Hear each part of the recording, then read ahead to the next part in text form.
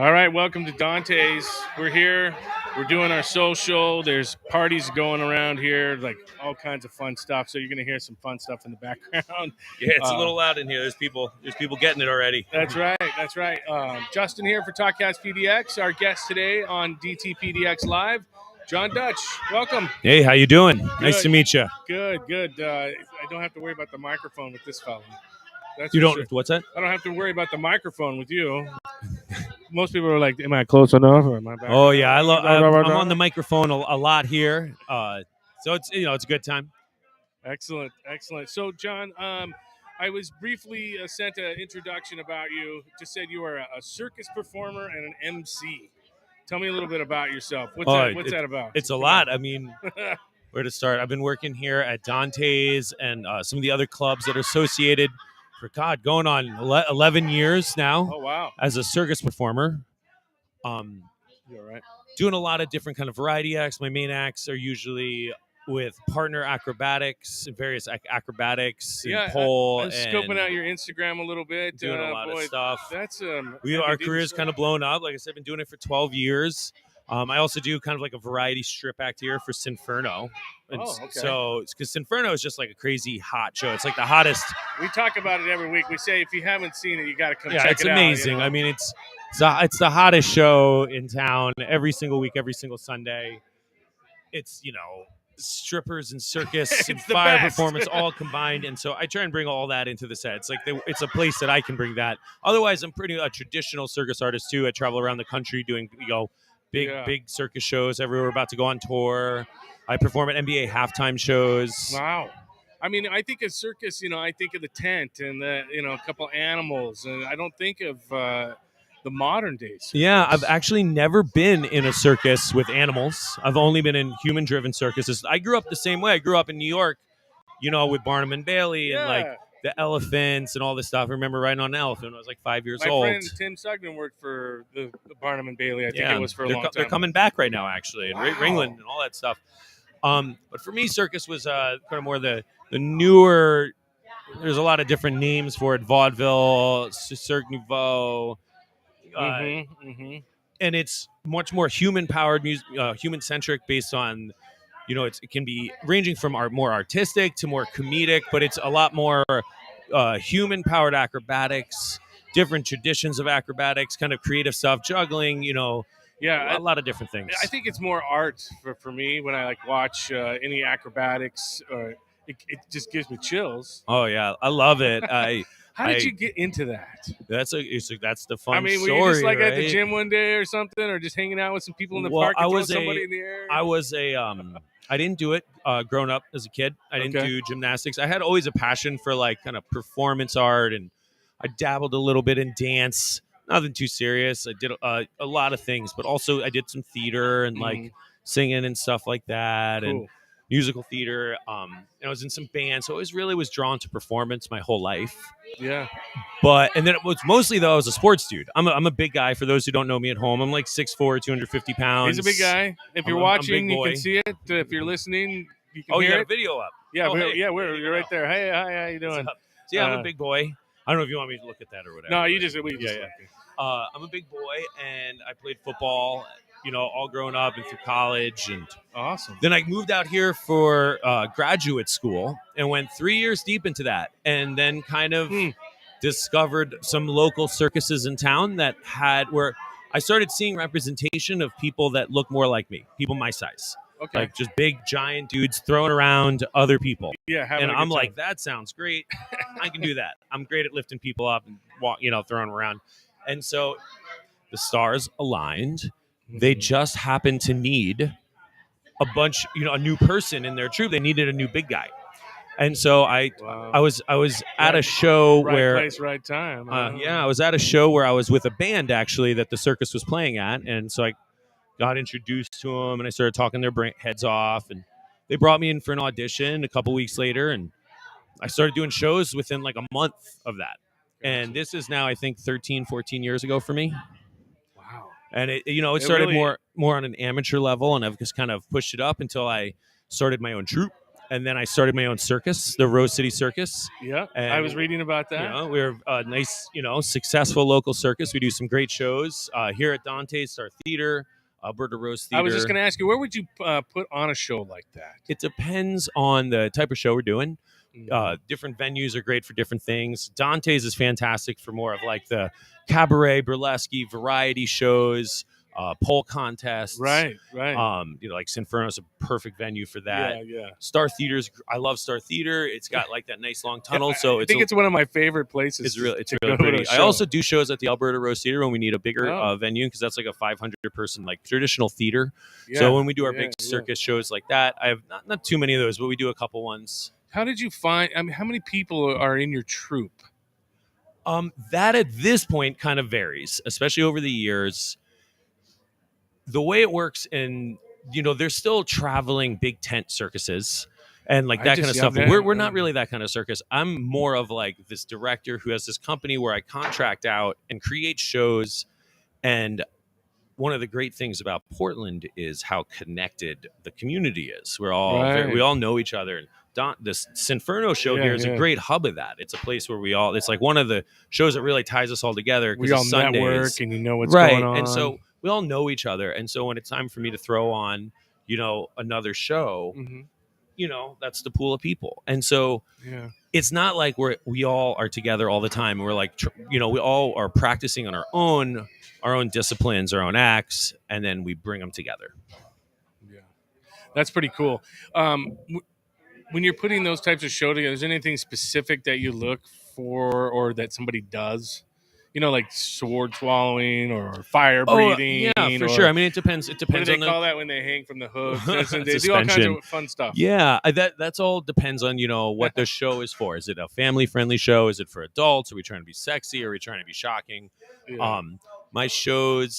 My bigger shows at the Alberta are very family-friendly. I do like a big Christmas show that's very family-friendly. So that's a lot of traditional circus acts and like heartwarming stories.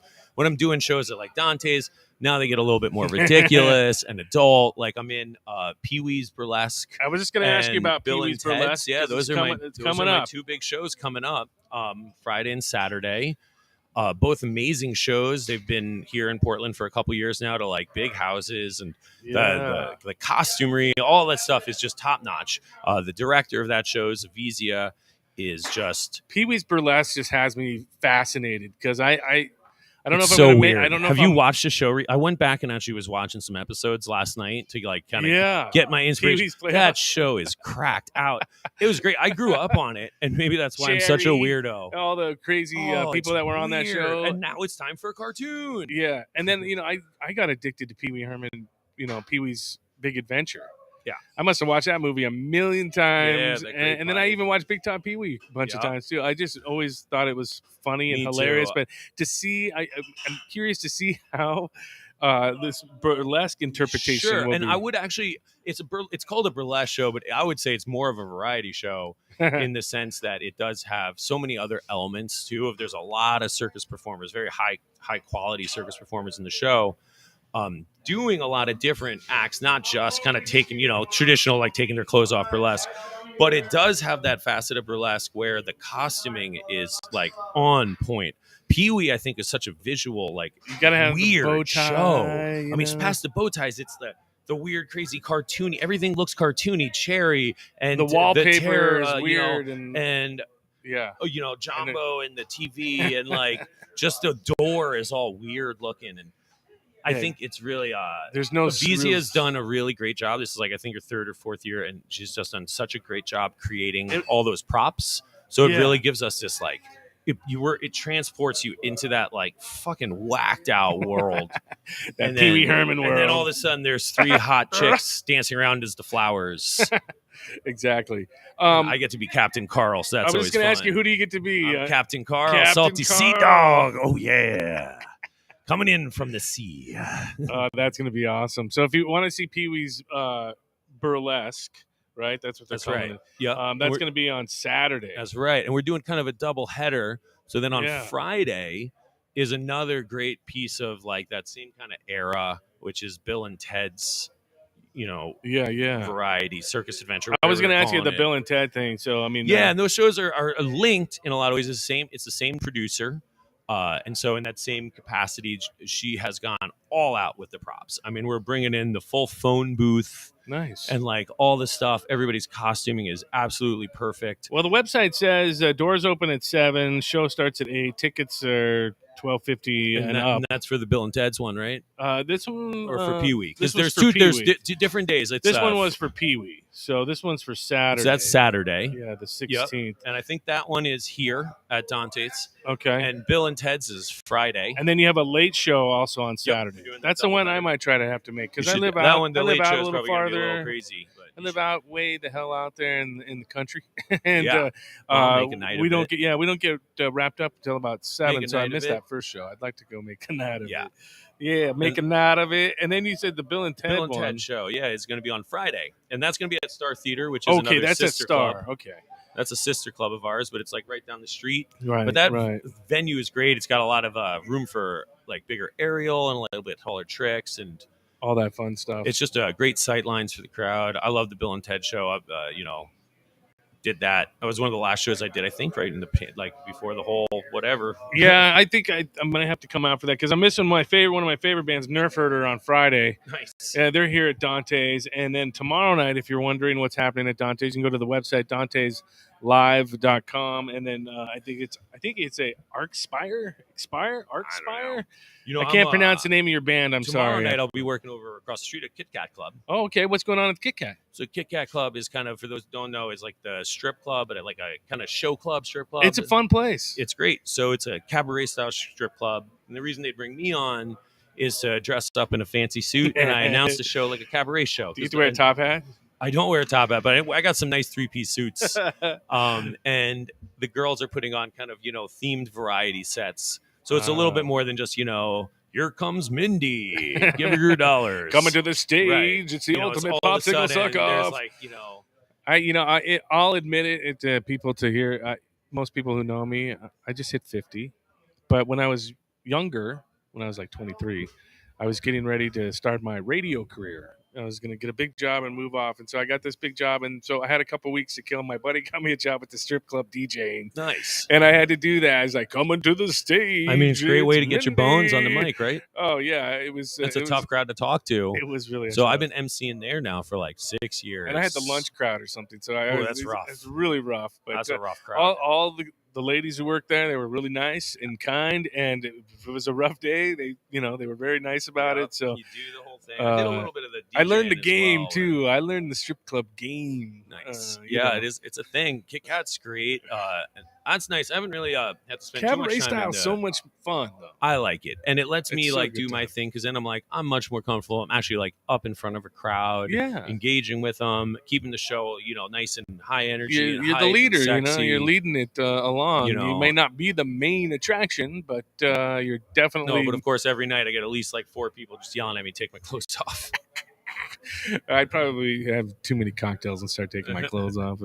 That's the way it would be. Let's just go back real quick before we go any farther on what's happening in the clubs and stuff like that. So you came to Portland, you fell into this thing.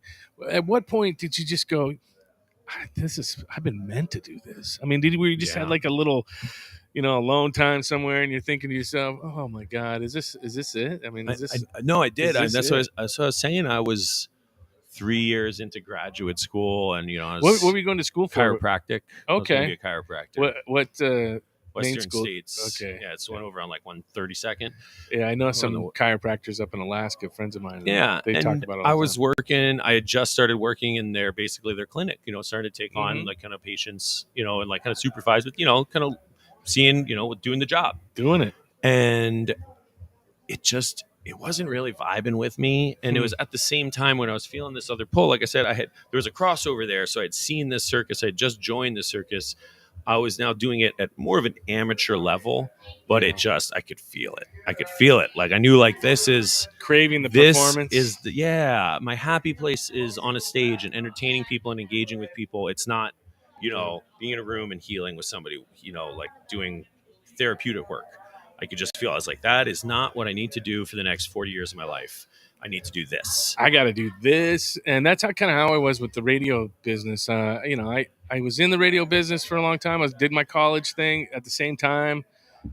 Then I discovered, you know what, maybe I want to be a chef. So I started to go to chef school. And then I was like, somebody called me in the radio business. I was like, bye-bye chef school. And now at 50, I'm looking at that again. Like, it's like interesting to me, You're feeling that pull come back feeling now. it. It's coming back, and as much as I love like broadcasting and stuff, I wouldn't do podcasting pretty much if I couldn't do it live like this. Yeah. I love live streaming, love being live when I was on the radio. It was the only way to go. I hate the voice tracking thing and all this stuff, where they record everything. I mean, It's I'm great, with you but, with in the pandemic hit and all of a sudden it became this like recorded shows and broadcast shows. And I love being like, for me, same thing with you. You love doing this your thing live. I want to be in that place with the people, and like, I really feel there's like there's power there of like being in the same room with somebody and giving them entertainment that everybody's engaged with on the same moment, as opposed to just putting it out into the universe and recording it for later. And that's cool. It's great. It has its place. Like, I love sitting there and watching shows and shit. There's times where I have another podcast where we do have to record it, Sure. But then I always try to make it look like we're live because I like to make it feel like live. I said, there's totally a place. Like, I binge out on shows and I listen to podcasts and stuff. How was what are some of your favorite podcasts you listen to right now? Like 99 Invisible. Oh. I get down with that one. A lot of stuff you should know. I listen to a lot. Oh, what's the one with the dude from Arrested Development? The two Job. It's him and Jason Bateman. Oh yeah, I'm trying to remember. I've heard it a couple times. And the dude from Will and Grace, and it's super good. It's them three, and they're all just a bunch of crass bastards. I've heard that one a couple times. There's so many podcasts in the world. There's over 1 million podcasts in the world. I try to. I was just on the Moisture Festival podcast about a month ago. That was a really fun podcast to be on.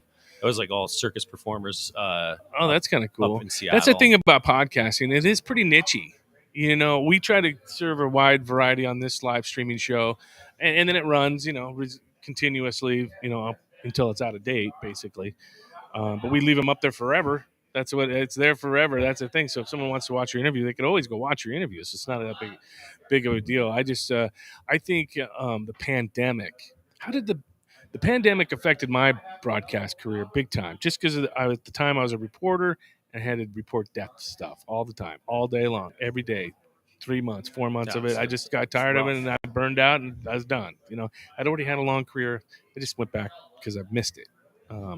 But the pandemic, how did the pandemic affect you and performancing? Did you do any live stream stuff? As an entertainer, it just crushed our whole. It just took a sledgehammer to our industry. It was pretty much. I feel like I ask everybody. We're the furthest from essential workers, sadly. Even though we all need joy and inspiration in our life, but I get it, and that's real. And we all had to do the thing. We did the thing. It was definitely like all of a sudden we have no gigs. I went from having a full schedule to nothing. And I did do some virtual shows. I wasn't the biggest fan of them, but we had some really good ones. I ran a couple for some of the bigger annual shows that I produced. We ran a couple good ones. And Sinferno here, since that's such a long running show and such a staple of Portland, they started up relatively early in the whole thing. Still that was later in 2000, or 2020, but yeah, they started. We took nobody was in the building. We would do it from the stage live, but like have everybody all spaced out in different parts of the building, all over Dante's, and masks on everywhere, and people getting temp checks and all the stuff, and we were able to still put on some really great shows. That they caught on while people were all stuck at home. People were watching them. Yeah, I'm curious.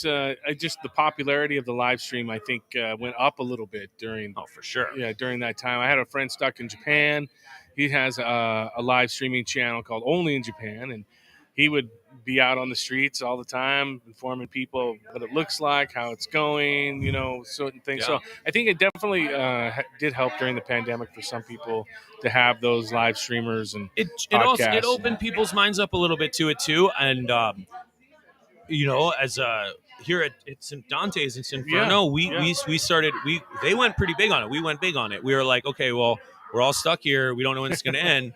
So we kind of got the whole setup. We brought on a great video team. So they're doing like a three camera shoot. I think it is all live edited. Oh, wow. So it like the quality is really nice. It's a lot better than just, like a Zoom call. It's like feels like a Yeah. real live show, and what's cool about that is since so many people come and go through Portland so many times, like Sinferno, half the people there are from out of town just traveling through. Oh, wow. And so now we're still doing the live stream. So you can still every weekend, every Sunday when we have the show, you can just log on and we're still doing our live stream. And we always get viewers still, even though now we're open to the public. We have packed houses here live, but we've also got our, that's cool. Our live stream is still going. Well, that's great that that's still going. So there's a little tip for you folks if you want to check out that live stream.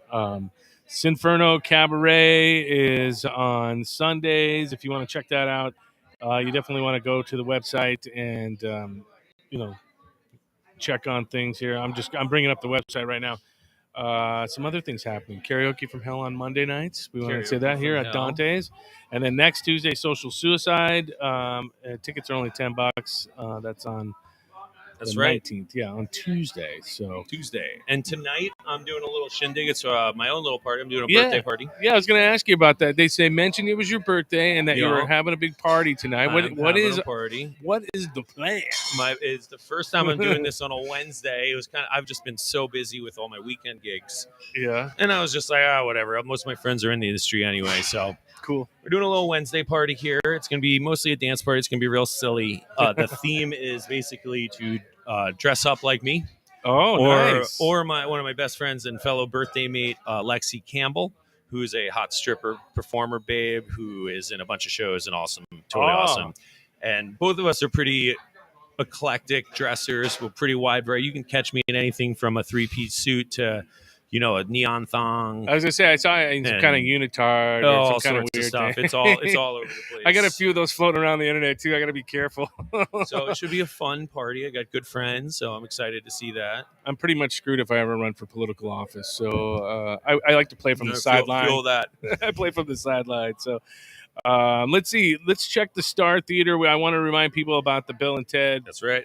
Circus Adventure, the most excellent, a circus adventure. Yeah, I actually really can't stress. If you got a chance, go check out that show. It's way better than it probably has any business being. It's so good. All the cast is spot on. The costumes are amazing. That's awesome. And it's just hilarious. The writing's great. It's it's one of those kind of like unexpected hits of And that's I Friday. Can't wait for that show. And that's Friday at the Star Theater. That's right. All right. So remind people that too. So you can go to the Star Theater website, startheaterportland.com, if you want to check up on any of the other great things coming down the pipe. Let's see. Is there anything I want to ask you? Because we're almost done for today. So you got your birthday show, got the Pee-wee's Burlesque, the Bill and Ted thing. What's next after that? What do you have? Like, what you planning anything like huge, like the Super Mega Bowl? Well, we're just today, like an hour ago, got booked for another halftime gig, on the 23rd. So is that the playoffs? It might even be the playoffs. I don't know. Oh, for I'm basketball. not much of a basketball dude. Yeah, I'm not much of an NBA fan. But I like going to do the games, and that's fun. So when you do the NBA games, how do you set up for that? We got an agent. The same thing with the circus is so like interconnected thing. We developed a new act that's pretty crazy, and some of our friends knew that was like coming down the pipe, and we just debuted it kind of this last year, and that's cool. So they recommended us to their agent, and now we got a new agent. It's great, And then so you get that gig, and then how do you? Is it like technically wise? Is it complicated to deal with the stadium and all the setup one and of the everything? things that they liked about our act is we pretty much just walk on with everything we do, and then we do it, and then we walk off. Okay, you don't need to like hang anything from the rafters. Well, I mean, the act is I balance a 15-foot pole on top of me, and the lady goes up and does tricks. That was my next question. So I carry the pole on, and then I carry the pole off. Wow. Who's your partner on that? Angela Burt. Oh, and she's fantastic. She performs here at Sinferno all the time too. Great. You can catch her at the Kit Kat Club too. She'll be in the Bill and Ted show with me and the Pee Wee show.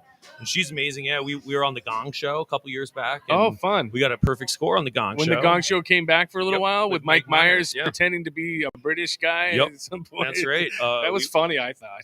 I love that show. Actually, it didn't have all the drama and the fluff of Got Talent and stuff. Yeah. It was just here's crazy acts. Here's something amazing. Here's something stupid. Here's a couple jokes. They tried to get back the same feel of the old show from the late 70s. I liked it. Me too. I liked it too. So we did great though. We had very generous judges. We got a perfect score, Awesome. and we won our episode. We didn't get gonged. That's all. We did more than not get gonged. We got a perfect score. We got all 10s. That's what I say. That's the most important thing.